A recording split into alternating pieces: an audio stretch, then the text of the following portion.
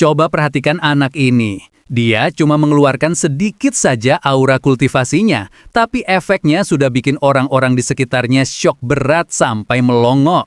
Bayangkan saja, umurnya baru sekitar 10 tahun, tapi dia sudah berhasil mencapai ranah janin dewa. Kalau dicari ke seluruh dunia pun, jarang banget ada jenius yang bisa menandingi dia. Tapi, pas orang-orang itu memperhatikan lebih teliti, mereka menemukan sesuatu yang ganjil. Di dalam visualisasi altar dewa milik anak itu ternyata kosong melompong, tidak ada jejak janin dewa sama sekali.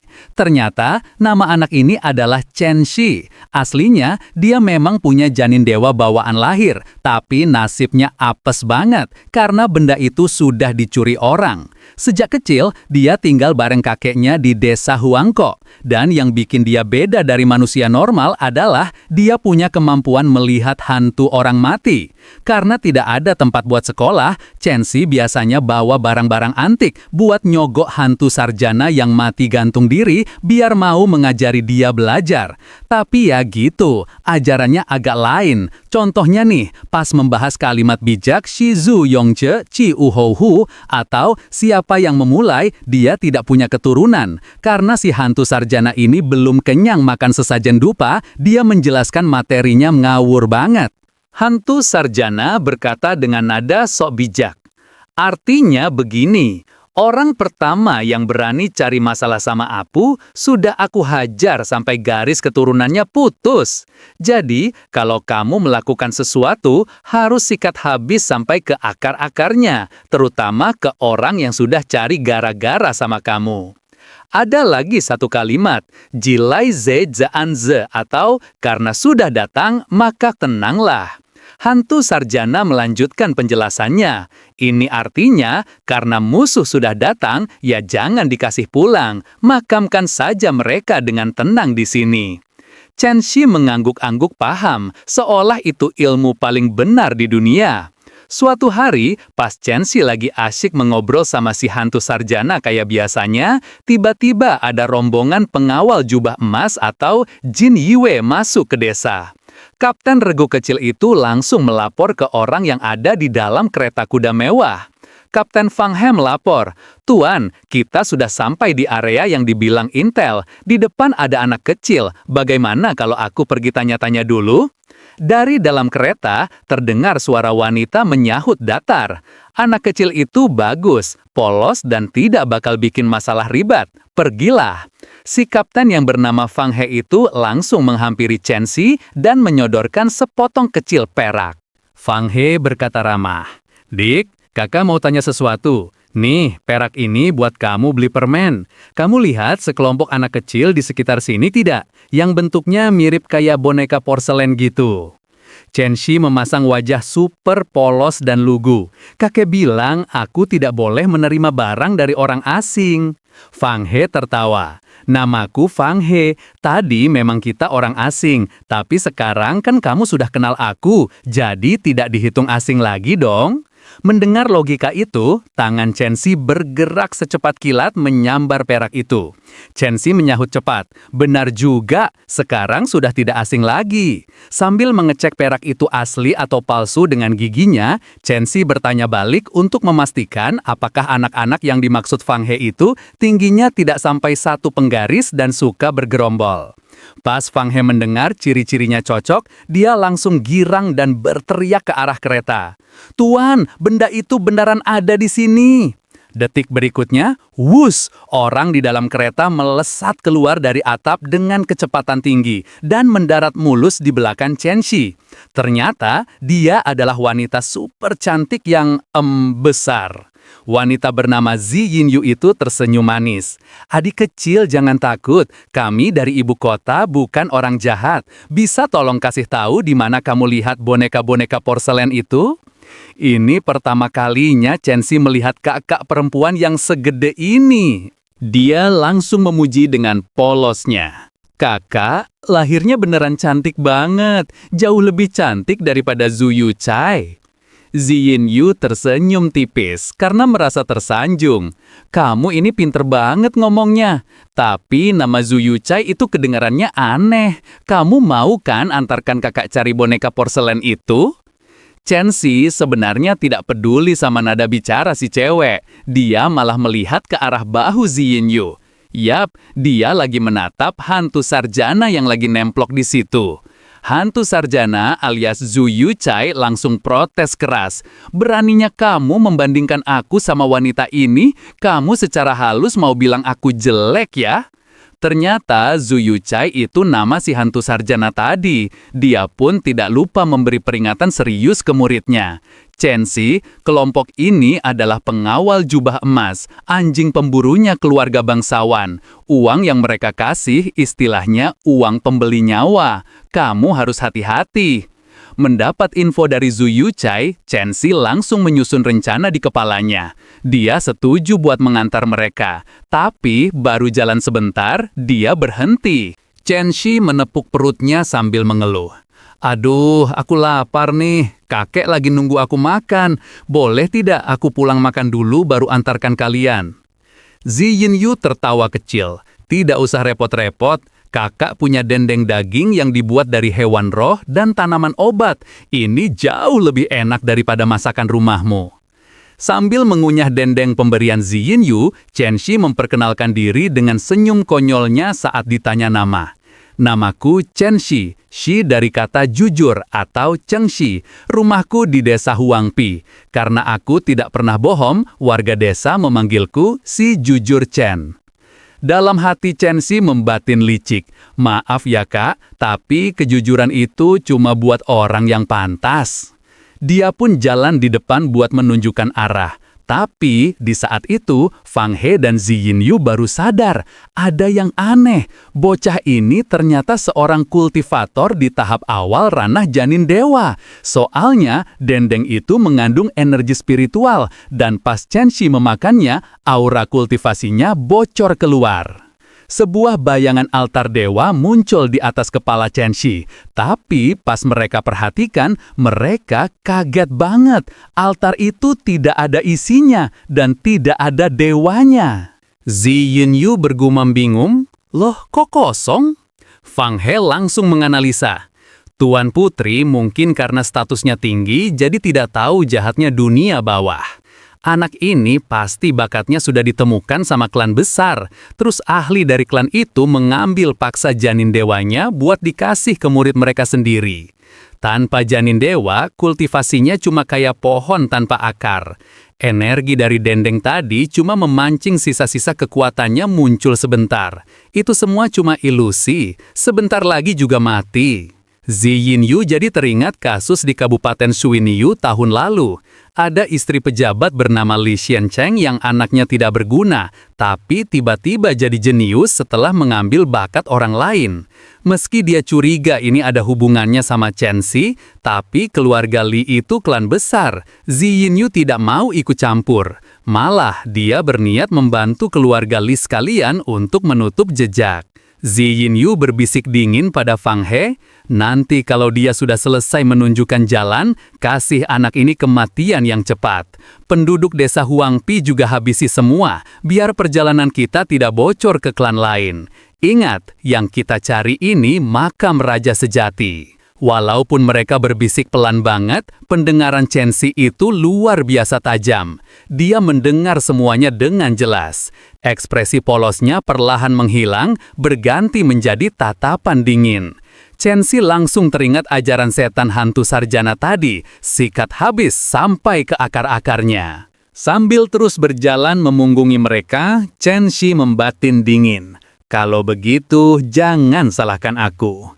Tidak lama kemudian, Chen Shi membawa mereka ke tepi sungai. Di sana terlihat sekumpulan makhluk kecil seperti boneka keramik yang sedang sibuk menangkap ikan. Zi Yinyu girang banget melihat pemandangan itu. Zi Yinyu berseru antusias. Ini pasti roh keramik yang jadi pengawal di makam raja sejati. Kalau kita ikuti mereka, kita bisa menemukan lokasi makamnya. Terima kasih ya adik kecil sudah mengantar kami. Tepat saat itu, Chen Shi sengaja menginjak ranting kering dengan keras sampai berbunyi krak. Suara itu memecah keheningan. Para boneka porselen langsung kaget dan menoleh ke arah Chen Shi sambil mengoceh panik dengan bahasa aneh. Jili guala, jili guala. Ziyin Yu baru mau membuka mulut untuk bicara, tapi boneka-boneka itu sudah kabur kocar-kacir ke segala arah. Ziyin Yu bingung karena dia yang menakuti mereka. Ziyin Yu bergumam sambil memegang pipinya, "Memangnya aku seseram itu ya?" Tanpa buang waktu, Ziyin Yu langsung memberi perintah pada para pengawal jubah emas. "Cepat kejar mereka!" Tapi masalahnya, tubuh boneka itu kecil banget dan lincah. Dalam sekejap saja, mereka sudah menyelinap ke semak-semak dan hilang dari pandangan. Ziyin Yu mencoba tetap tenang. "Tidak usah panik, kita tempel terus aja si Chen Xi." Rombongan itu pun lanjut mengejar ke arah Chen Xi berlari. Tapi baru sebentar jalan, Ziyin Yu merasa ada yang tidak beres. Dia melihat ke sekeliling dengan tatapan heran. Dalam hati Ziyin Yu membatin, "Kok pohon-pohon dan rumput liar di sini tiba-tiba jadi raksasa semua?" Setelah diperhatikan, ternyata bukan tanamannya yang membesar, tapi merekalah yang mengecil. Saking kagetnya dengan perubahan mendadak ini, salah satu pengawal tidak sengaja tersandung dan jatuh. Terdengar suara krak yang keras. Kakinya putus seketika. Tapi anehnya, tidak ada darah setetes pun yang keluar. Ziyin Yu menatap tangannya sendiri yang perlahan berubah menjadi halus dan mengkilap. Di saat itulah dia sadar, tubuhnya sendiri sudah berubah wujud.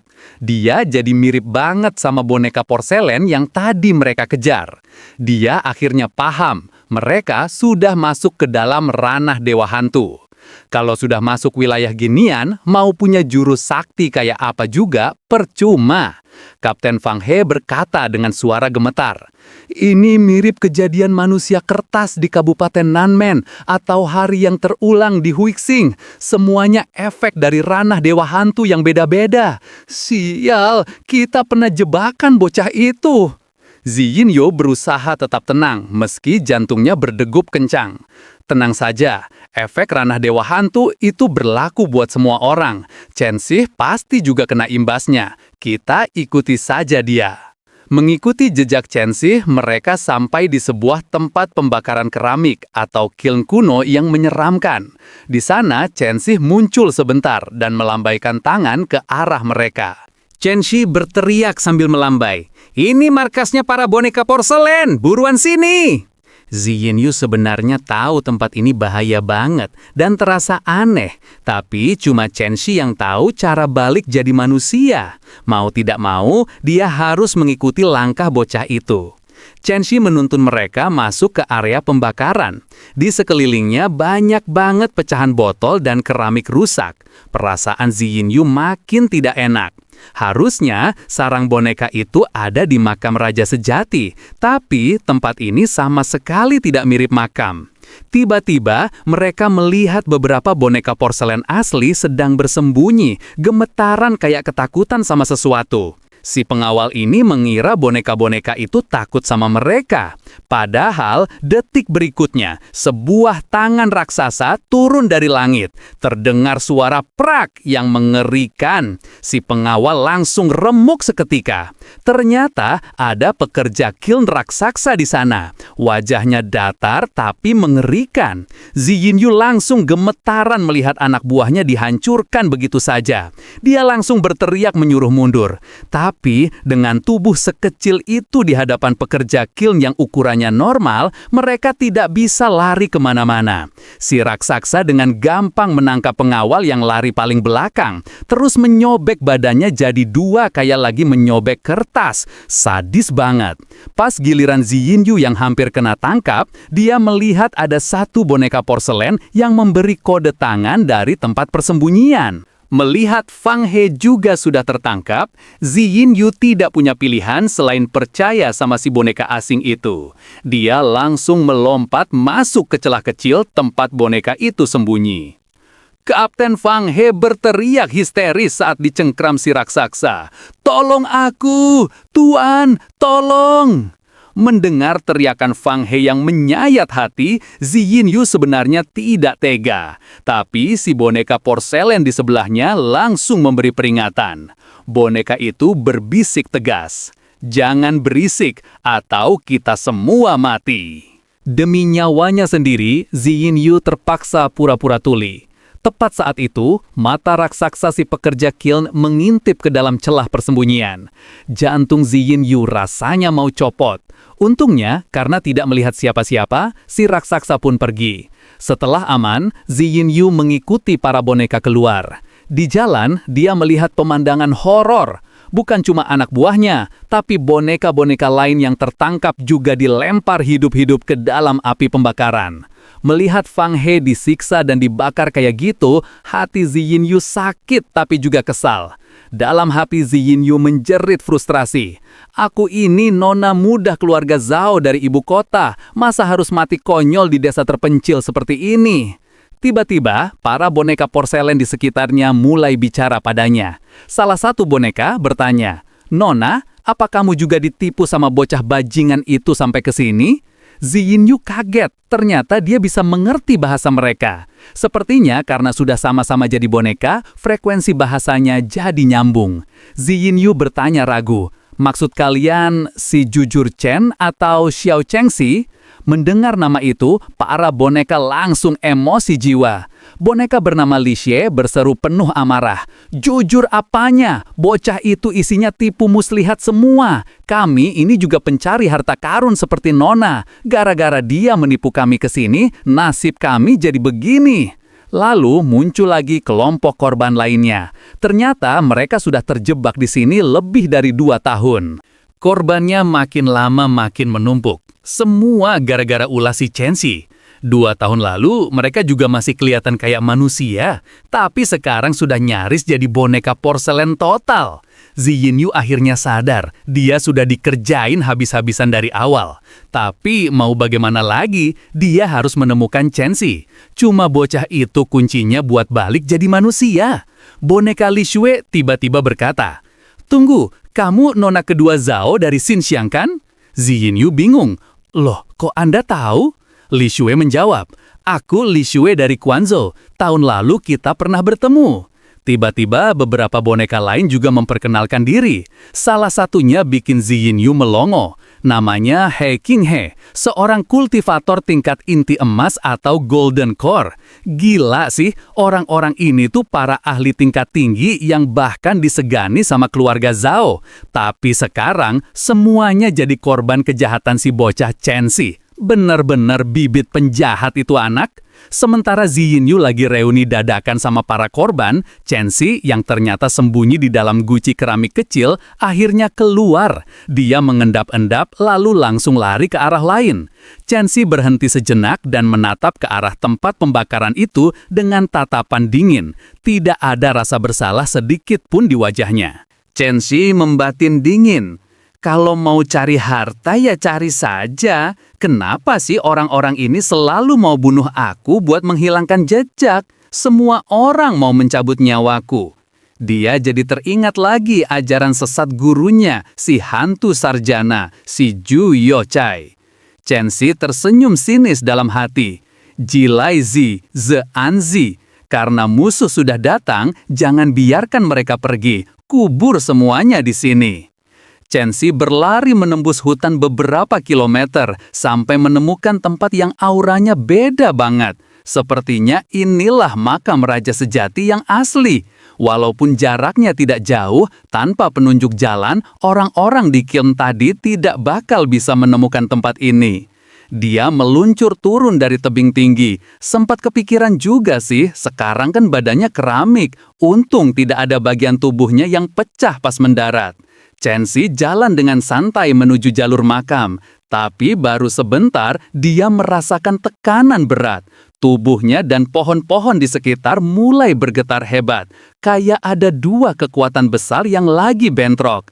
Ternyata Chenxi sengaja memanfaatkan ranah dewa hantu milik makam raja sejati yang jauh lebih kuat buat menekan kekuatan ranah tempat pembakaran tadi. Dengan bentrokan 2 ranah ini, efek kutukan boneka porselennya jadi netral. Perlahan tapi pasti, wujud manusianya balik lagi. Setelah balik jadi manusia, Chenxi tidak langsung kabur. Dia malah lanjut jalan masuk lebih dalam. Di tengah jalan setapak itu, berdiri sebuah prasasti batu yang dikelilingi patung-patung binatang penjaga dari kayu. Chen-si mengeluarkan dendeng daging yang tadi dia minta dari Zi Yinyu. Begitu dimakan, energi spiritual langsung mengalir di tubuhnya. Visualisasi altar dewa di atas kepalanya muncul lagi, memberi dia tenaga buat melawan tekanan makam itu. Dia memajukan langkahnya satu persatu menuju prasasti batu itu. Tapi, makin dia maju, hambatannya makin gila. Baru jalan beberapa langkah saja, keringat sudah mengguyur seluruh badannya. Apa yang sebenarnya dia cari di sana? Saat Chen-si lagi fokus-fokusnya mau membaca prasasti, tiba-tiba patung di sebelahnya yang berbadan manusia tapi berkepala kambing membuka mulut dan bicara. Patung manusia kambing menegur dengan suara berat. "Bocah, jangan maju lagi. Kalau kamu nekat, ranah Dewa Hantu bakal aktif sepenuhnya. Kalau itu kejadian, kakekmu datang langsung ke sini pun tidak bakal bisa menyelamatkan kamu." Mendengar ancaman itu, Chen-si langsung mengerem langkahnya. Dalam hati, Chen-si membatin pasrah. "Ya udah deh, daripada cari mati, mending aku baca tulisan di prasasti itu dari jauh saja." Di sana tertulis, "Cahaya matahari, cahaya bulan, cahaya bintang, berpijak pada 3 cahaya untuk melatih kebenaran diri." Tapi, baru saja dia mulai paham, si patung kambing memotong lagi. Patung manusia kambing memperingatkan, "Cukup, jangan serakah. Aku dan kakekmu punya sedikit hubungan baik di masa lalu, jadi aku tidak mau lihat kamu mati di sini." Di lain pihak, langit sebentar lagi gelap. Kamu tahu kan bahayanya kalau hari sudah malam? Kalau tidak pergi sekarang, kamu tidak bakal bisa pulang selamanya.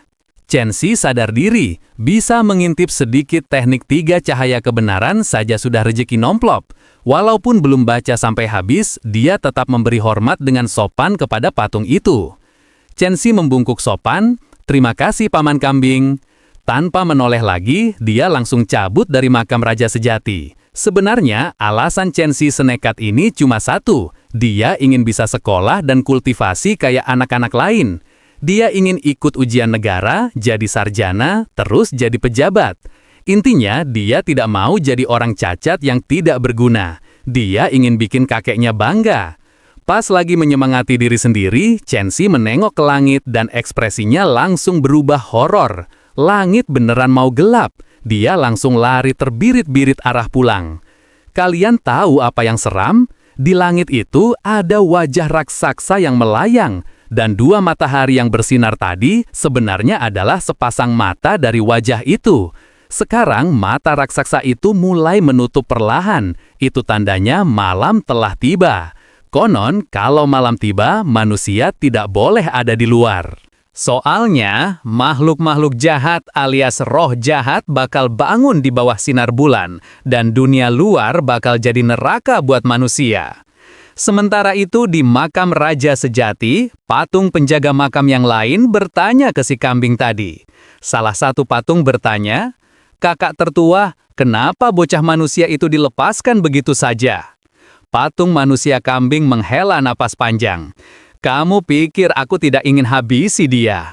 Masalahnya, dia punya kakek yang susah dilawan. Dulu, orang tua itu pernah memaksa masuk ke makam Raja Sejati kita.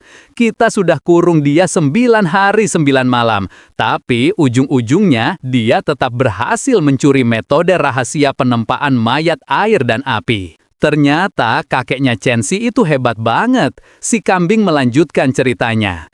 "Itu metode buat memurnikan mayat biar jadi abadi. Mungkin si orang tua itu sudah mau mati kali ya. Terakhir aku lihat dia dari jauh, dia sudah tidak kayak orang hidup lagi. Termasuk bocah yang tadi, dia juga tidak punya hawa kehidupan sama sekali." Tiba-tiba energi aneh menyapu tempat itu, dan para binatang penjaga makam pun kembali membatu.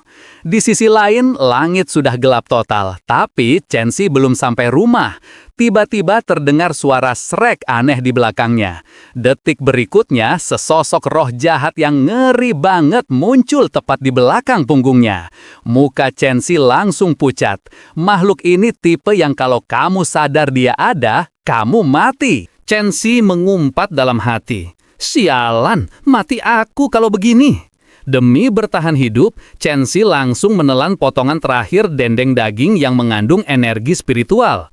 Kebetulan banget, dia langsung mempraktekkan ilmu yang baru dia lihat tadi, teknik 3 cahaya kebenaran. Sambil menyerap energi bintang dari langit, tubuhnya diselimuti cahaya. Sekali melangkah, dia bisa loncat puluhan meter. Larinya jadi cepat banget kayak terbang. Desa sudah di depan mata. Tapi sayang, visualisasi altar dewa di kepalanya bubar, energinya habis, efek lari cepatnya hilang. Chen-si menengok ke belakang, mulut besar roh jahat itu sudah siap menerkam dia. Dia pikir tamatlah riwayatnya. Tapi tiba-tiba, sret, seseorang muncul di depan Chen-si. Itu kakeknya. Dengan santai banget kakeknya bicara. Waktunya pulang minum obat. Chen-si berusaha melihat muka kakeknya, tapi tertutup bayangan gelap. Dia cuma bisa menurut dan jalan pulang. Pas lewat di sebelah kakeknya, Chen-si mencium bau daging busuk, tapi baunya beda sama bangkai biasa. Aneh banget. Mereka berdua jalan santai masuk desa. Si roh jahat yang merasa dikacangin jadi mengamuk dan mau menerobos masuk desa. Tapi baru saja mau masuk, terdengar jelep. Sebatang akar kayu melesat dan dengan gampang menyobek-nyobek tubuh roh jahat itu sampai hancur lebur. Sesampainya di rumah, dimulailah ritual penyiksaan. Chen-si direndam di dalam kuali obat yang panas banget. Chen-si berteriak kepanasan. Aduh, panci hitam, jangan dikipasin lagi apinya. Matang aku nanti. Si panci hitam itu nama anjingnya, malah menyeringai jahat. Dia justru makin semangat menambahkan kayu bakar. Anjing ini benar-benar suka iseng. Sambil menahan panas, Chen-si mulai memikirkan masa lalunya. Dia ingat pernah koma lama banget. Kakeknya yang merawat dia pakai macam-macam obat langka. Tapi anehnya, ingatan masa kecilnya hilang semua. Yang tersisa cuma bekas luka panjang di belakang kepalanya. Chen-si meraba bekas lukanya dengan bingung. Jangan-jangan benar kata wanita tadi, janin dewaku diambil paksa sama Li Xiancheng, anak pejabat kabupaten itu? Kalau itu benar, Chen-si bersumpah bakal balas dendam. 2 tahun ini dia hidup menderita, tiap hari minum obat pahit, ditemani racun ular dan kalajengking cuma buat bertahan hidup. Saking kesalnya memikirkan nasib, dia memukul-mukul air obat itu. Tapi untungnya dia tidak cacat total, dia masih bisa kultivasi, masih ada harapan jadi jenius lagi. Cuma satu yang dia bingung, luka di kepalanya kan sudah sembuh, kenapa kakek masih menyuruh dia direbus setiap hari? Lagi asyik berpikir, tiba-tiba api di bawah kuali berubah jadi warna hijau. Si panci hitam sampai kaget dan melompat. Chen-si langsung tahu, kakek pasti ada di dekat situ. Benar saja, kakek lagi mengintip dari balik tirai. Matanya menatap lurus ke arah Chen-si dengan tatapan kosong. Chen-si tidak tahu kapan kakeknya mulai berubah aneh. Dulu kakeknya itu penyayang dan lembut banget. Tapi sekarang rasanya kayak tinggal bareng mayat hidup yang menyimpan niat membunuh. Setelah kakek pergi, api kembali normal. Chen-si dan si anjing bernapas lega. Air obat mulai mendidih aneh dan berbunyi gluk gluk gluk. Ini fase paling menyiksa. Aliran energi misterius masuk memaksa ke pori-pori Chen-si. Rasanya kayak organ dalamnya dibakar. Dia cuma bisa menjerit menahan sakit sampai akhirnya reda sendiri. Selesai mandi obat, Chen-si jalan ke kamarnya dan mendengar kakek lagi bicara sendiri. Ternyata, kakek sedang memakai jimat komunikasi jarak jauh. Kakek bertanya dengan suara parau. Ah, Tang, kapan kamu pulang? Xiaoxi masih kecil, butuh orang yang merawat. Bawa dia ke kota. Aku tahu hidup di kota itu susah, tapi bagaimanapun dia itu anakmu. Biarpun kamu tidak mau mengakuinya, dia tetap darah dagingmu. Chen-si diam saja mendengarkan. Sejak hilang ingatan, dia tidak pernah bertemu ayahnya sekalipun. Jadi, dia masa bodoh. Kakek bergumam lirih sambil menutup pembicaraan. Ah, kudu tua, hidupku tidak bakal lama lagi. Habis bicara dengan nada sedih, tiba-tiba kakek menyambar 2 batang lilin yang lagi menyala. Terdengar suara krak saat dia memakan lilin itu dengan rakus kayak lagi makan kerupuk. Terus dia menghisap dalam-dalam asap bakaran lilinnya dengan ekspresi nikmat yang bikin merinding. Kakek ini beneran manusia, bukan sih? Mata kakek bersinar merah mengerikan di dalam kamar gelap. Tatapannya kayak orang kelaparan yang belum makan berhari-hari. Tidak lama kemudian, kakek berjalan mendekat ke pinggir tempat tidur Chen-si. Sambil komat kami tidak jelas, kakek mengeluarkan aura niat membunuh yang dingin banget sampai memenuhi seisi kamar kecil itu. Chen-si sebenarnya sadar, tapi dia tidak berani membuka mata. Dia pura-pura tidur saking takutnya. Pas bocah itu merasa hidupnya bakal tamat, tiba-tiba terdengar suara hantaman keras. Jendela kamar terbuka lebar. Brak! Kaca dihantam angin kencang. Dalam sekejap, kakek langsung meloncat keluar lewat jendela itu dan menghilang. Barulah Chen-si berani membuka mata. Dia berusaha berpikir positif meski jantungnya masih berdegup kencang. Anak itu menghibur dirinya sendiri. Kakek pasti lagi sakit, mana mungkin dia mau bunuh aku kan? Tapi tiba-tiba dadanya rasanya kayak ditusuk-tusuk. Sakitnya luar biasa sampai bikin badannya meringkuk. Kulitnya berubah merah dan urat-urat biru di badannya bermunculan. Pas Chen-si menunduk lihat dadanya, astaga, ada cakar hantu berwarna hijau yang lagi meremas jantungnya. Ini bukan pertama kalinya kejadian, tapi biasanya kakek selalu ada buat bantu menekan rasa sakitnya. Sekarang orang tua itu tidak ada. Saking sakitnya, Chen-si sampai jatuh dari kasur. Dia sadar, dia tidak bisa selamanya bergantung sama kakek. Cengkraman cakar itu makin kencang, sakitnya makin gila. Chen-si teringat teknik 3 cahaya kebenaran yang baru dia lihat di makam. Dia menjerit dalam hati, "Aku harus coba, cuma ini caranya." Sambil menahan sakit, bocah itu mulai menerapkan teknik tersebut. Dia memancing cahaya bintang dari luar rumah buat masuk meresap ke dalam kulit dan dagingnya. Begitu teknik itu jalan, rasa sakitnya perlahan berkurang. Setelah beberapa saat, tangan hantu itu menghilang dan nafas Chen-si mulai teratur lagi. Dia ngos-ngosan, bingung setengah mati. Apa sih sebenarnya cakar hantu ini? Kenapa ada di badannya? Sementara itu, di hutan, kakek ternyata lagi menghilangkan rasa laparnya dengan cara yang ekstrim. Dia membunuh makhluk jahat dan memakan bangkainya mentah-mentah. Gila, brutal banget. Besok paginya, setelah berhasil selamat dari serangan cakar hantu semalam, Chen-si melihat kakek bawa pulang tumpukan daging yang bentuknya aneh banget. Cucu satu-satunya tidak tahu daging apa yang dibawa, tapi selama itu bukan daging manusia, dia sih masa bodoh aja. Di luar, desa lagi rame. Warga desa lagi gotong babi panggang buat ritual bulanan. Mereka menyembah pohon roh kuno yang ada di desa. Katanya sih, pohon ini melindungi desa dari roh jahat pas malam hari.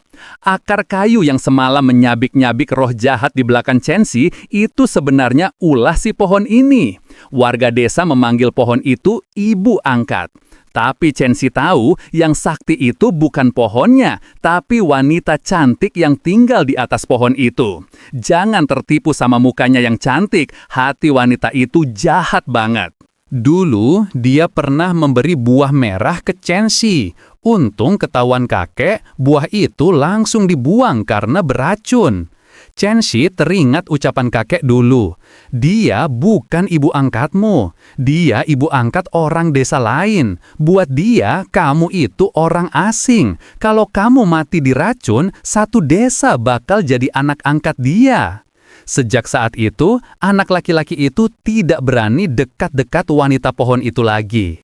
Chen-si masuk ke rumah dan melihat meja makan. Isinya aneh banget. Ini mah bukan makanan, tapi racun semua. Ada kalajengking, ular, dan macam-macam hewan berbisa. Kakek mengajak datar. "Xiaoxi, ayo makan." Chen-si menatap ngeri. "Kakek, ini sebenarnya makanan atau obat sih?" Orang tua itu menjawab singkat, Makanan itu juga obat. Kamu lagi sakit, harus dihabiskan. Si bocah menjawab ragu-ragu. Tapi kakek, sebenarnya sakitku sudah lumayan sembuh. Kakek memotong dingin sambil membelakangi cucunya. Enggak, kamu belum sembuh. Semalam penyakitmu kambuh lagi kan? Makanya harus lanjut makan. Chensi kaget setengah mati. Padahal semalam kakek tidak ada di rumah. Kok bisa tahu penyakitnya kambuh? Kakek tidak menjawab lagi, tapi tiba-tiba di bahunya muncul sebuah mata. Urat sarafnya menggantung kayak kaki-kaki kecil. Mata itu melirik tajam, mengawasi Chensi makan. Chensi langsung merinding disko. Tidak berani banyak omong lagi, dia langsung melahap semua makanan aneh itu sampai habis. Setelah makan obat itu, anak itu kembali ke kamarnya dan langsung merasakan efeknya. Kecepatan kultivasinya naik drastis. Dia tidak menyia-nyiakan kesempatan ini dan langsung berlatih teknik 3 cahaya kebenaran. Meskipun dia tidak punya janin dewa buat menyimpan energi murni, Chensi memutuskan buat menjadikan tubuh fisiknya sebagai wadah alias janin suci.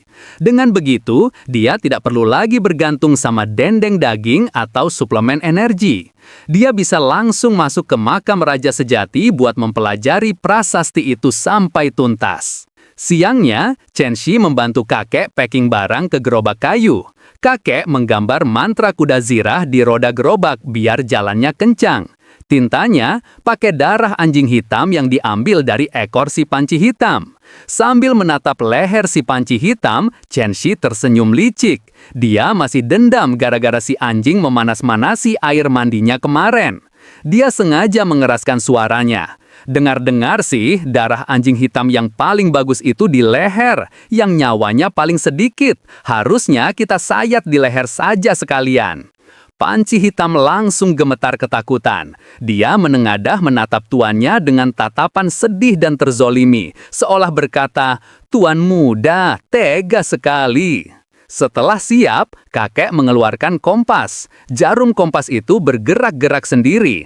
Ajaibnya, setiap jarum itu menunjuk arah, gerobak kayu mereka juga otomatis berbelok mengikuti arah jarum. Ini rutinitas mereka tiap awal bulan, pergi ke kota. Pas baru keluar desa, Chensi melompat dari gerobak dan lari kencang ke atas bukit sambil membawa persembahan.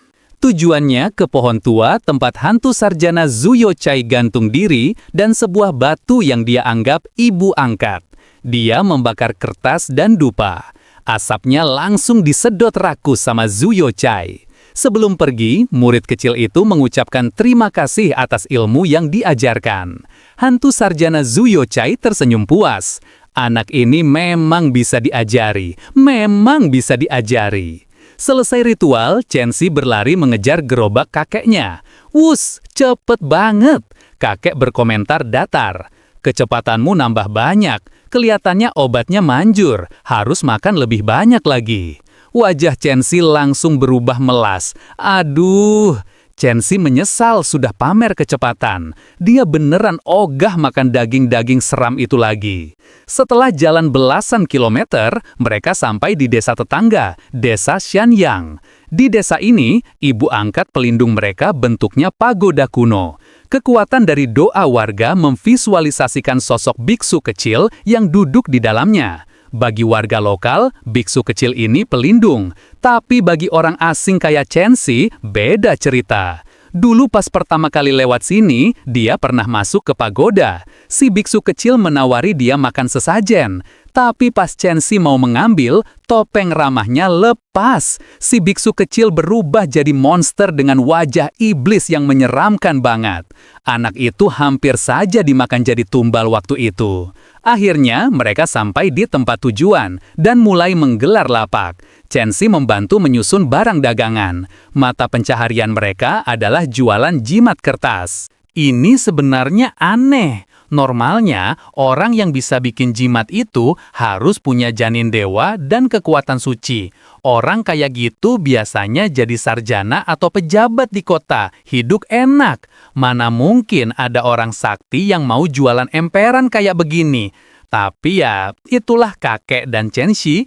Ternyata jimat buatan kakek laku keras. Banyak orang mengenali mereka. Seorang pelanggan menyapa antusias. "Wah, Pak Tua Chen jualan jimat lagi nih. Lengkap banget. Ada jimat pesan jarak jauh, jimat kuda zirah, macem-macem deh." Pelanggan lain menimpali. "Iya, kirain lama tidak kelihatan karena sudah lulus ujian negara terus jadi pejabat." Chen-Si senang banget melihat pemandangan ini. Hidup kayak begini rasanya damai dan enak juga. Tapi tiba-tiba salah satu pelanggan nyeletuk hal yang bikin suasana jadi awkward. Dia bertanya heran, Pak Tua Chen, kok aku dengar rumor katanya kamu sudah meninggal?" Mendengar itu, kakek langsung mengangkat kepalanya. Tatapan matanya berubah jadi horor banget, sampai bikin dua orang itu loncat kaget. Tapi sedetik kemudian, kakek tertawa meledak. Hahaha, mereka pun ikutan tertawa lega. Mereka pikir orang tua itu cuma bercanda. Lagian, mana ada orang mati bisa tertawa begitu. Rumor memang tidak bisa dipercaya. Tapi habis itu mereka lanjut bergosip lagi. Seorang pelanggan berbisik. "Katanya Pak Tua Chen ini tidurnya di dalam peti mati, terus makannya cuma menyerap asap dupa dari meja persembahan. Mana ada manusia normal kayak gitu kan?" Chen-Si yang mendengar itu jadi deg-degan. Dia mulai khawatir, jangan-jangan rumor itu benar. Apa kakeknya sebenarnya memang udah mati?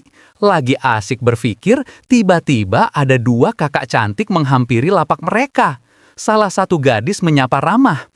"Halo adik kecil, lama tidak ketemu ya, kamu sudah gede sekarang." Senyuman gadis itu bikin jantung Chen-Si dak-dik-duk tidak karuan.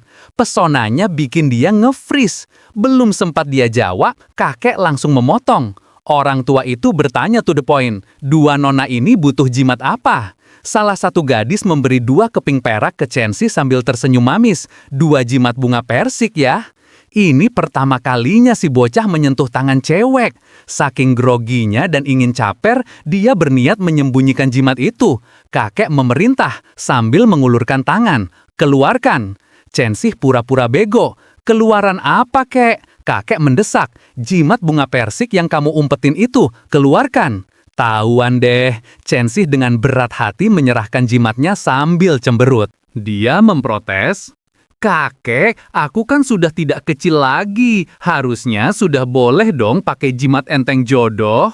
Sang kakek menjawab tegas, "Kamu masih kecil. Tunggu 2 tahun lagi sampai badanmu tumbuh benar. Lagian kamu masih sakit." Wajah anak itu memerah bingung. "Kakek, sebenarnya aku sakit apa sih?" Tapi kayak biasa, kakek tidak menjawab pertanyaan itu sama sekali. Siang harinya setelah jimat habis terjual, mereka lanjut jalan ke desa berikutnya. Di jalan, Chen-Si makan bekal roti kering. Tapi dia perhatikan, makanan kakek itu cuma menghisap aroma dupa dan sisa sesajen. Mengingat rumor dari pelanggan tadi, Chen-Si jadi sedih. Dia diam lama banget sebelum akhirnya bicara. Ia memanggil lirih. "Kakek, bisa tidak kakek jangan mati? Aku tidak mau kakek mati."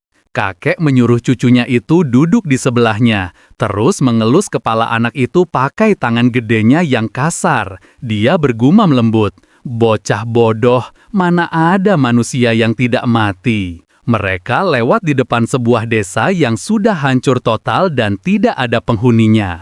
Kakek menunjuk ke arah reruntuhan itu. "Lihat desa itu. Desa itu hancur karena ibu angkat pelindung mereka mati.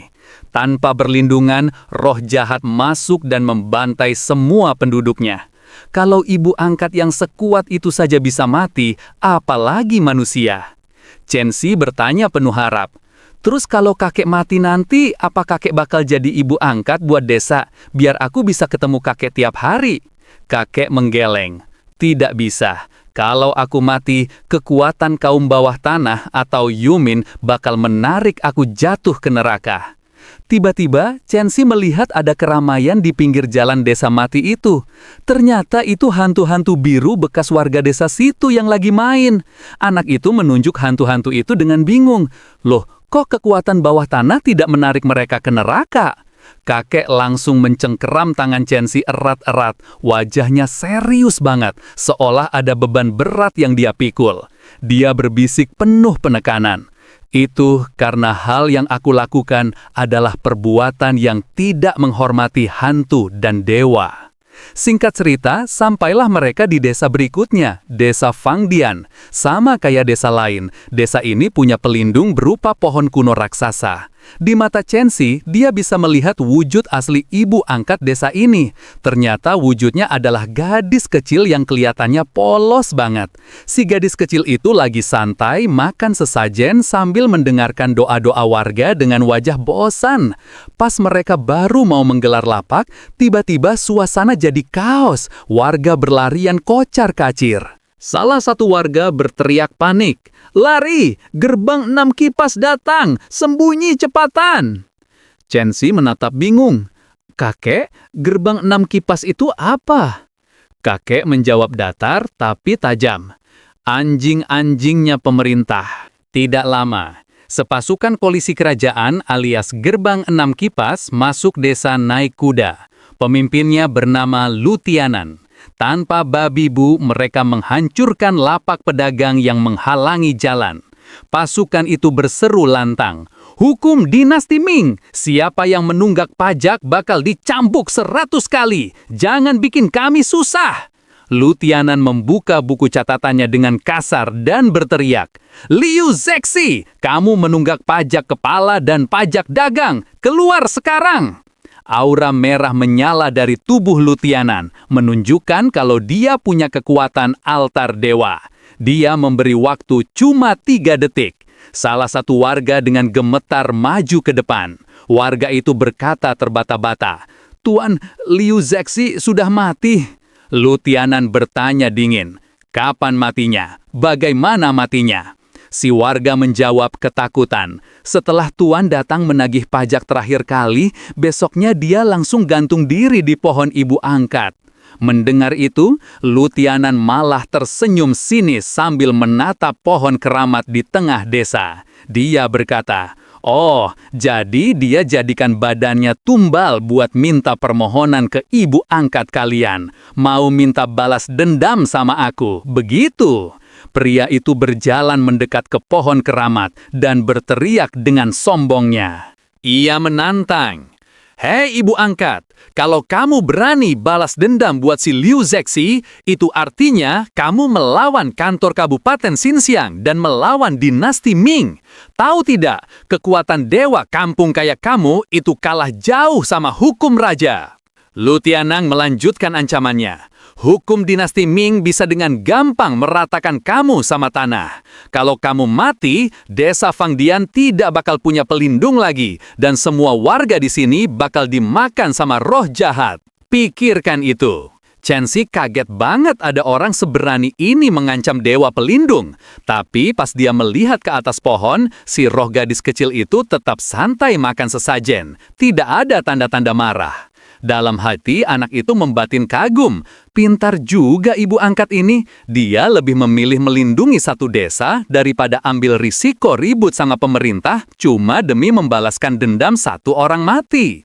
Melihat pohon itu diam saja, Lutianan makin jadi. Dia membentak, "Orang mati tetap wajib bayar pajak. Mana keluarganya?" Warga menjawab pasrah, "Tidak ada tuan, anak perempuannya sudah dijual, anak laki-lakinya mati tenggelam." Lutianan memutuskan dengan kejam, "Kalau begitu, utang pajak si Liu Zexi harus ditanggung sama kalian semua, para warga desa." Jelas saja warga tidak terima. Mungkin karena sudah terlalu lama ditindas, mereka akhirnya melawan. Mereka mengeluarkan cangkul dan alat tani buat menyerang pasukan itu.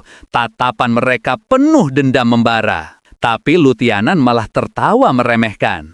"Hahaha, kalian malah berani melawan saya." Pejabat itu berkata santai, "Pikir baik-baik ya, semua pasukanku ini adalah sarjana yang sudah lolos ujian negara dan dapat berkah dewa sejati. Mereka semua punya altar dewa. Kalian mau lawan kami, kalian tidak bakal menang. Kenapa harus cari mati dengan melakukan pemberontakan?" Lu Tianan menatap warga desa dengan tatapan dingin, terus memberi petuah bijak ala penjahat. Dia melanjutkan, "Aku sarankan kalian bayar pajaknya dengan patuh. Uang bisa dicari lagi, tapi nyawa cuma ada satu." Mendengar ancaman halus begitu, wajah warga langsung pucat pasi. Demi nyawa, mereka akhirnya menyerah dan membayar pajak itu dengan berat hati. Setelah urusan pajak beres, Lu Tianan berjalan menghampiri lapak jimat kakek Chen. Uang pajak kakek sebenarnya sudah disetor duluan, jadi ini bukan soal duit. Pria itu menyapa dengan senyum palsu. "Pak Tua Chen, lama tidak ketemu. Kabarmu baik hari ini?" Kakek membalas datar. "Tuan Lu benar-benar gagah sekarang?" Lu Tianan menjawab merendah, "Ah, tidak juga, cuma jalankan tugas kerajaan saja. Tapi Pak Tua Chen, kulihat tulang-tulangmu makin keras ya. Kayaknya aku bakal nagih pajak jimat darimu buat beberapa tahun lagi." Baru saja selesai bicara, hidung pejabat itu mengendus bau aneh. Dia menatap kakek Chen dengan curiga. Baunya kayak bau mayat basah yang mulai busuk. Terus dia menengok ke arah Chen Si, matanya melotot kaget. Lu Tianan membatin tak percaya. Jadi ini anak itu, sarjana cilik yang dulu bakatnya nomor 1 di provinsi Wuxi. Chen Si bingung diliatin begitu. Anak itu bertanya dalam hati, "Kenapa orang ini kayak takut sama aku ya?" Lu Tianan tersenyum misterius pada kakek. "Pak Tua Chen, kamu hebat. Kamu benar-benar berhasil mencuri rahasia langit. Hal yang mustahil ternyata bisa kamu lakukan." Dia mendekat sedikit lalu berbisik dingin. "Tapi jangan sampai tertangkap sama aku ya. Jangan sampai jatuh ke tanganku." Habis memberi peringatan creepy begitu, dia pergi sambil tertawa sinis. Begitu orang itu pergi, kakek langsung mode kerja. Dia mengeluarkan belati, terus dia menyayat sedikit tubuh si panci hitam. Chen Si langsung menampung darah anjing hitam yang keluar buat bahan tinta jimat. Kasian banget si panci hitam, lemas tak berdaya. Tapi tenang, habis itu dia dikasih kompensasi beberapa potong daging. Fair treat lah ya. Dagangan jimat kakek memang laris manis, langsung diserbu pembeli. Sambil membantu orang tua itu, Chen Si penasaran sama omongan Lu Tianan tadi. "Kakek, omongan orang gerbang 6 kipas tadi benar. Dulu aku beneran sarjana cilik nomor 1 seprovinsi." Kakek memotong cepat. "Itu cuma masa lalu, tidak perlu diungkit lagi." Kakek menjawab buru-buru banget, kayak mau menghindar. "Kita harus pergi sekarang, waktunya tidak banyak," desak kakek sambil mulai berkemas. Chen Si memprotes, "Tapi kek, masih banyak pelanggan yang mau beli jimat." "Tidak ada waktu," bentak orang tua itu. Cucunya tidak punya pilihan selain menurut. Pas lagi membereskan kertas jimat, dia merasa ada yang mengawasi.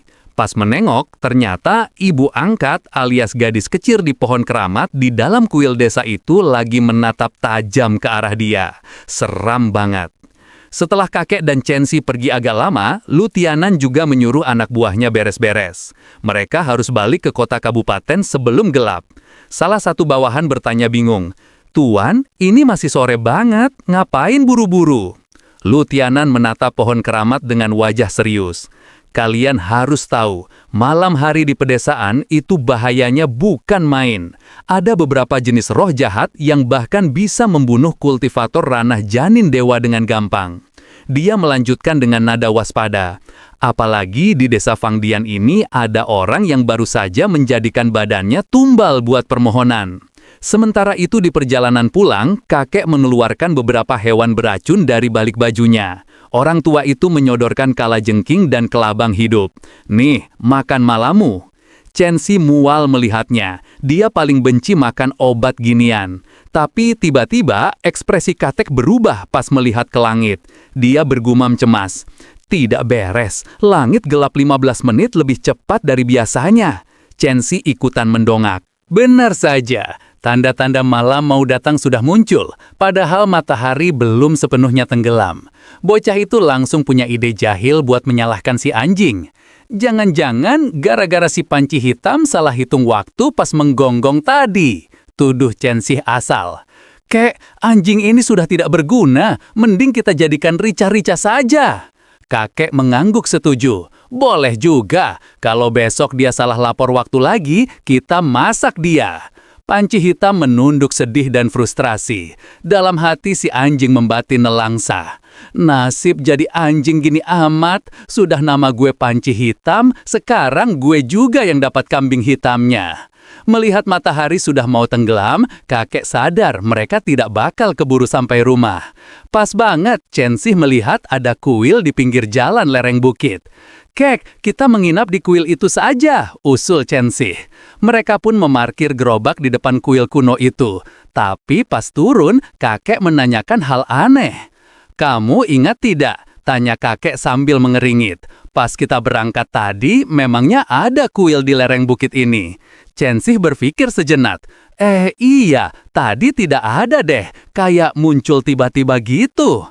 Walaupun usil sus banget, mereka tidak punya pilihan lain karena hari makin gelap. Mereka pun masuk. Kuilnya bobrok parah. Di tengahnya ada patung Buddha yang sudah usang dan berdebu. Pintunya bolong melompong. Censih inisiatif mau mencari ganjalan. Dia menghampiri batu gede di pinggir kuil. Niatnya mau minta tolong kakek buat angkat bareng. Tapi pas dia coba angkat sendiri, wush, batu segede gaban itu terangkat enteng banget. Censih shock berat menatap tangannya sendiri. Apa dia jadi sekuat ini? Setelah menutup pintu pakai batu, dia lihat atap kuil juga bolong. Dia refleks mau membetulkan. Boing! Lompatannya tinggi banget sampai ke atap. Censih makin bingung. Dia tidak tahu kenapa, tapi yang jelas dia makin kuat. Ya sudahlah, rejeki anak soleh, batin Censih girang. Dia pun lanjut menambal atap. Malam pun tiba. Ternyata rombongan Lutianan juga gagal sampai kota tepat waktu. Mereka memutuskan buat menginap di kuil yang sama kayak Censih. Tapi pas mereka mau masuk halaman kuil, tiba-tiba, jeng-jeng, si gadis kecil alias ibu angkat dari desa Fangdian muncul. Dia berdiri santai memblokir jalan sambil mengemil sesajen. Wajah Lutianan langsung pucat pasi. Dia baru mau berteriak memberi peringatan, tapi telat. Jelep, jelep. Akar-akar pohon tajam mencuat dari tanah dan menusuk badan para pengawal gerbang 6 kipas. Gadis itu berjalan santai mendekat sambil terus mengunyah makanannya. Satu persatu pasukan Lutianan tewas dengan cara yang sama. Sampai akhirnya giliran Lutianan sendiri. Sebagai kultivator ranah janin dewa, Lutianan sama sekali tidak bisa melawan. Dia menatap gadis itu dengan tatapan tidak terima saat tubuhnya tertembus akar. Kekuatan macam apa ini? Ibu angkat tidak akan pernah mengabaikan permintaan anak-anaknya. Ucap gadis kecil itu dingin sambil berdiri di atas akar yang menusuk Lutianan. Apalagi anak yang sudah mengorbankan nyawanya sendiri sebagai bayaran. Pasukan gerbang 6 kipas rata dengan tanah dalam sekejap. Setelah beres bantai-bantai, gadis itu menengok ke arah kuil kuno. Censih yang lagi mengintip dari atap langsung deg-degan. Mampus, ketahuan, jerit batin Censih. Anak itu sudah siap-siap kalau bakal diserang. Tapi anehnya, gadis itu cuma menatap sebentar, terus pergi begitu saja. Censih kembali ke dalam kuil dengan napas lega. Kakek bertanya, apa yang kamu lihat? Si Lutianan dan pasukannya dibantai habis sama ibu angkat desa Fangdian, lapor Censih dengan nada takjub. Sekali serangan langsung mati semua. Nada bicara anak itu agak iri. Dia ingin punya kekuatan kayak gitu. Tidak usah iri, sahut kakek tenang. Kamu juga bisa mengalahkan pasukan kerajaan kayak mereka. Censih kaget. Hah? Aku? Yang benar, kek? Kakek menjelaskan. Kalau mau jadi sekuat ibu angkat itu sih memang mustahil. Tapi dengan tubuhmu yang sekarang, kecepatanmu bisa menandingi mereka. Ia melanjutkan penjelasannya. Kultivator yang pakai teknik hati langit kayak mereka itu biasanya cuma fokus melatih spiritual atau sihir, tapi fisik mereka lemah. Kalau mereka menyerang duluan pakai sihir, kamu memang bakal mati. Tapi kakek menatap cucunya tajam. Kelemahan mereka itu badan mereka empuk.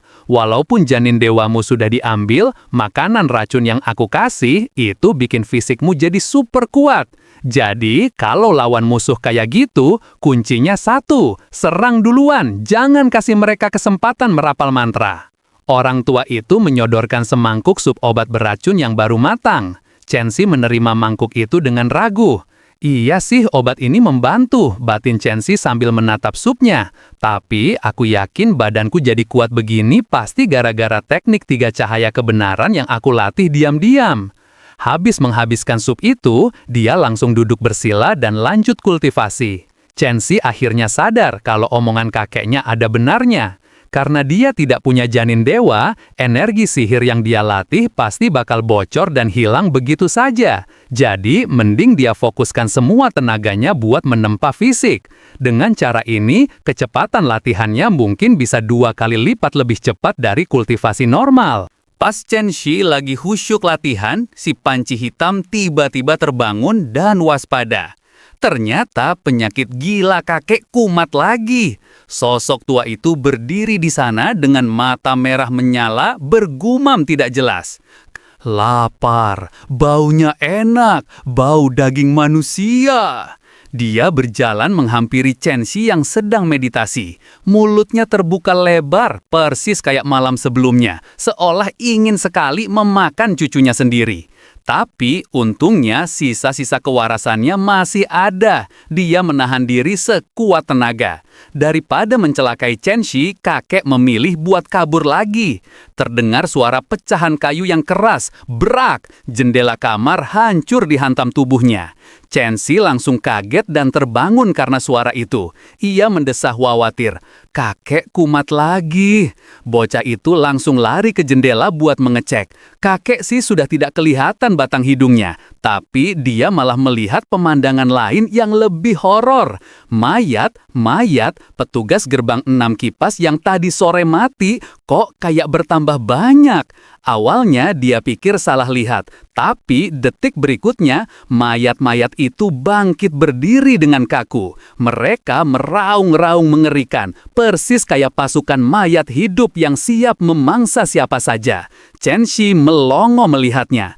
Tiba-tiba terdengar suara trompet serunai atau suona yang melengking tinggi dan bikin merinding. Ternyata suara musik itulah yang membangunkan mayat-mayat tadi. Tidak lama kemudian muncul rombongan arak-arak pengantin dari balik kabut. Awalnya Chenxi mengira itu manusia, tapi pas makin deket jelas bukan. Tapi mereka juga bukan roh jahat biasa yang sering dia lihat. Anak itu tiba-tiba teringat omongan kakeknya dulu. Kakek pernah menjelaskan, makhluk yang bisa mengendalikan mayat itu namanya sui atau pecahan roh. Mereka jauh lebih mengerikan dan kuat daripada roh jahat biasa. Di bawah alunan musik serunai itu, para mayat zombie mulai berpesta pora, menari-nari liar mengikuti irama. Chenxi panik, dia tidak tahu harus berbuat apa. Kakek pas banget lagi tidak ada. Dia meraba sakunya, cuma ada beberapa jimat bunga persik peninggalan kakek. Tapi lawan makhluk level sui, jimat segitu doang mah tidak bakal mempan. Tepat saat itu, dari dalam tanduk pengantin terlihat siluet seorang wanita. Monster-monster di samping tandu langsung berteriak berbarengan. Mereka berseru, "Silahkan pengantin pria naik ke tandu! Silahkan pengantin pria naik ke tandu!" Dan yang bikin merinding, mereka semua menoleh serentak dan menatap lurus ke arah Chenxi di dalam kuil. Chenxi membatin panik. Gawat, benar saja dugaan dia. Jimat peninggalan kakek di tangannya tiba-tiba terbakar sendiri sampai jadi abu. Itu tandanya aura jahat di luar sana sudah terlalu kuat buat ditahan. Setelah hening sebentar, si panci hitam tiba-tiba menggonggong gila-gilaan ke arah pintu kuil yang tadi disumbat batu besar oleh tuannya. Ledakan keras terdengar. Boom! Batu segede gaban itu hancur berkeping-keping di ledakan dari luar. Chenxi menatap ngeri. Kekuatan macam apa itu? Jelas overpower banget. Sekarang, tandu itu sudah parkir manis tepat di depan pintu. Chen-si menoleh dan melihat sebuah tangan wanita yang mulus dan cantik perlahan-lahan menyibak tirai tandu. Melihat itu, si panci hitam langsung nekat terbang ke arah si wanita. Chen-si terharu banget melihatnya. Dia membatin penuh penyesalan.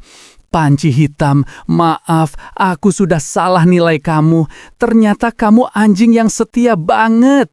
Tapi, plot twist, wanita itu tiba-tiba teleportasi alias pindah tempat secepat kilat. Dia langsung muncul berdiri tepat di belakang punggung Chen-si. Dan di saat itulah, wanita itu menunjukkan wajah aslinya yang super cantik dan halus, tepat di belakang leher sasarannya. Chen-si yang tadinya mengira sudah aman, tiba-tiba merasa dunia di sekelilingnya berputar hebat. Tubuhnya perlahan bergetar, tertarik kuat ke belakang, seolah ada sosok tak kasat mata yang mengangkatnya paksa. Brak, dia jatuh terpelanting keras. Tapi anehnya, dia tidak mendarat di tanah keras halaman kuil, melainkan di atas lantai kayu yang berguncang-guncang. Chen-si mendongak, matanya melotot horor saat menyadari posisinya. Ini, aku di dalam tanduk, batinnya panik. Benar saja, dia terkurung di balik tandu yang terkutupi tirai merah. Dari sela-sela tirai itu, dia bisa melihat panci hitam di luar sana sedang menatapnya dari bawah dengan wajah terkejut setengah mati. Dan yang lebih bikin kena mental, bajunya tiba-tiba berubah sendiri. Chen-si menunduk dan sadar dia sekarang memakai jubah merah mencolok khas pengantin pria zaman dulu. Belum selesai kagetnya, tubuhnya tiba-tiba terasa lemas bukan main, sampai dia jatuh terduduk pasrah di lantai kayu itu. Sesaat itu juga, tanduk yang tadi berada di dalam kuil melayang keluar, mengikuti iring-iringan pengantin dari para siluman yang sedang menari gembira di luar sana. Panci hitam yang dari tadi hanya tertegun heran, akhirnya sadar situasinya gawat. Anjing setia itu langsung berlari kencang mengejar tanduk yang membawa tuannya. Di dalam tanduk yang sempit itu, suasana makin mencekam. Sosok pengantin wanita di hadapannya mulai bergerak perlahan mendekati Chen-si. Aura merah yang mengerikan ruangan. Perlahan, wanita itu mengangkat tangan. Kuku-kukunya panjang, merah, dan tajam banget, siap buat merobek baju sekaligus kulit Chen-si. Dia menyeringai lebar, menampakkan deretan gigi tajam, sambil menatap Chen-si dengan tatapan sayang tapi mau membunuh. Wanita itu mulai membuka baju Chen-si. Tapi keanehan terjadi. Baru saja si hantu membuka sedikit baju di dada Chen-si, dia tersentak kaget dan langsung berteriak ketakutan. Sesaat itu juga, panci hitam yang baru saja mengejar langkahnya terhenti oleh angin keras yang tiba-tiba muncul entah dari mana. Dari balik pusaran angin itu, tubuh Chen-si terlempar keluar dari dimensi aneh yang mengurungnya tadi. Saat pandangannya mulai jelas dan kabut memudar, dia mendapati dirinya duduk di dataran kosong dengan panci hitam yang menggonggong khawatir di sebelahnya. Chen-si sendiri masih bingung, loading sebentar mencerna apa yang sebenarnya terjadi. Dia mengingat kejadian sepersekian detik tadi. Si hantu pengantin merah tiba-tiba ketakutan setengah mati dan melompat mundur tepat saat dia melihat ada sebuah tanda kutukan tangan iblis hijau yang menempel di dada Chen-si. Saat itulah Chen-si sadar. Dia buru-buru menyingkap bajunya dan melihat ke dada. Di sana ada bekas cakar hantu misterius yang dulu pernah meremas jantungnya. Bekas itu berdenyut panas. Ternyata aura mengerikan dari bekas cakar itulah yang membuat si hantu pengantin tadi lari ketakutan. Chen-si menggelengkan kepala. Gak ada waktu buat bengong. Malam makin larut dan makhluk-makhluk mengerikan itu bisa balik kapan saja. Dia buru-buru lari kembali ke kuil tua, lalu menutup pintunya rapat-rapat dengan mengganjal batu raksasa yang tadi sempat terhempas. Dalam hatinya, dia memutuskan, aku harus cepat menggambar jimat kayu persik, minimal cukup buat menyegel pintu dan jendela. Dengan gerakan cepat, Chen Xi menyambar kuas dan kertas kuning. Sambil mengalirkan energi Qi ke ujung kuasnya, dia mencoba mengingat-ingat teknik kakeknya. "Seingatku, kakek menggambarnya begini," gumamnya. Tangannya menari cepat di atas kertas, menyalurkan sedikit Qi yang dia punya dengan hati-hati. Setelah selesai, dia menatap hasil karyanya yang pas-pasan dengan ragu. "Nggak tahu deh jimat buatanku ini bakal mempan atau enggak, tapi dicoba aja lah." Tanpa pikir panjang, dia menempelkan jimat-jimat itu di celah-celah papan kayu jendela kuil yang sudah reot. Setelah merasa sedikit aman, pikirannya melayang keluar kuil. Sue itu bisa dengan mudah menghancurkan desa dan membunuh ibu angkat roh pohon. Kalau kakek ketemu makhluk sekuat itu di luar sana, dia bakal baik-baik saja kan? Kekhawatiran mulai merayapi hatinya. Tapi meski dipikirkan terus pun tidak akan ada yang berubah. Chen Xi hanya bisa duduk memeluk lutut di pojokan ruangan, ditemani panci hitam yang setia menjaga di sampingnya. Dia mencoba menghibur dirinya sendiri. Dia pasti baik-baik saja. Kakek kan sakti, mana mungkin kalah. Suasana hening sejenak. Chen Xi menatap anjing hitam di sebelahnya dengan tatapan kosong dan sorot mata yang sedih. Suaranya bergetar pelan, air mata mulai menggenang di pelupuk matanya. "Panci hitam, kamu tahu nggak?" Suaranya semakin meredup, air mata akhirnya menetes deras di pipinya. "Sebenarnya kakek, dia sudah bukan manusia lagi." Ingatan Chen Xi berputar flashback ke kejadian setengah bulan lalu. Waktu itu, kakek Chen tiba-tiba bersikap sangat aneh. Kakek menatap peti mati kosong yang sudah dia siapkan, lalu bergumam pelan mengingatkan cucunya. "Xiaoxi, waktunya kakek sudah tiba. Aku mengadakan pemakaman buat diriku sendiri, buat menipu para utusan akhirat." Kakek Chen benar-benar tidur di dalam peti mati itu layaknya mayat. Dia sempat berpesan, "Asal aku bisa bertahan hari ini dan menipu hantu pengantar nyawa, aku bisa hidup beberapa tahun lagi." Padahal jauh di dalam hati kakek waktu terbaring dalam peti itu, niatnya hanyalah satu. "Aku tidak boleh meninggalkan cucuku sendirian di dunia yang kejam ini." Tapi setelah hari itu, Chen Xi sadar. Sesaat setelah kakek keluar dari peti mati, semuanya berubah total. Dia bukan lagi kakek yang sama seperti dulu. Dia nggak makan nasi lagi, curhat Chen Xi pada panci hitam. Malah dia hobi banget ngemil lilin dan menghirup asap dupa. Dan yang paling mengerikan, Chen Xi pernah mengintip kakeknya sedang makan sesuatu yang lain, sesuatu yang aneh. Di kegelapan malam, mata kakek menyala merah, mulutnya penuh darah, sedang melahap tumpukan mayat bandit dengan ganas. Chen Xi sadar saat itu juga, kakeknya sebenarnya tidak berhasil menipu utusan akhirat. Kakeknya sebenarnya sudah mati. Dia nggak mau aku tahu soal ini. Dia menahan dirinya jadi mayat hidup cuma demi tetap berada di sisiku, melindungiku, dan melihatku tumbuh dewasa. Memikirkan pengorbanan itu membuat hati Chen Xi semakin sakit. Biarpun kakeknya sekarang monster, biarpun kakeknya kadang menatap Chen Xi dengan tatapan lapar ingin memakannya, bagi Chen Xi fakta itu tidak penting sama sekali. Mau dia menempa dirinya jadi mayat hidup, mau dia ingin memakanku berkali-kali, dia tetap kakekku, satu-satunya keluargaku. Lelah menangis dan berjaga, Chen Xi akhirnya tertidur karena kelelahan, hanya menyisakan panci hitam yang tetap waspada. Dari balik bayangan gelap kuil, sosok tua dengan topi caping berjalan pelan mendekati perapian. Kulitnya pucat keabu-abuan, persis seperti mayat yang berjalan. Sosok itu langsung duduk di dekat api unggun yang menyala sambil mengangkat topinya. Itu kakek Chen. Sambil menghela nafas panjang, matanya yang hitam pekat melihat sekilas ke arah Chen Xi yang sudah tertidur lelap. Dalam keheningan malam itu, hanya terdengar suara arang yang terbakar, krek, krek. Kakek Chen terus mencoba menguatkan sisa-sisa kesadarannya yang makin menipis. Chen Yindu, kamu memang tua bangka, tapi kamu masih bisa bertahan. Rutuknya dalam hati menyemangati diri sendiri. Tahan sebentar lagi, setidaknya sampai Xiaoxi tumbuh dewasa. Mata merahnya berkilat tajam, menatap ke arah Chen Shi. Ada kasih sayang yang mendalam, tapi juga ada ancaman nyata yang mengerikan di sana. Tapi, batinnya melanjutkan dengan nada yang lebih kelam. Jika suatu hari nanti kamu tidak bisa menahannya lagi dan naluri monstermu mengambil alih, maka aku hanya bisa membunuhnya dengan tanganku sendiri.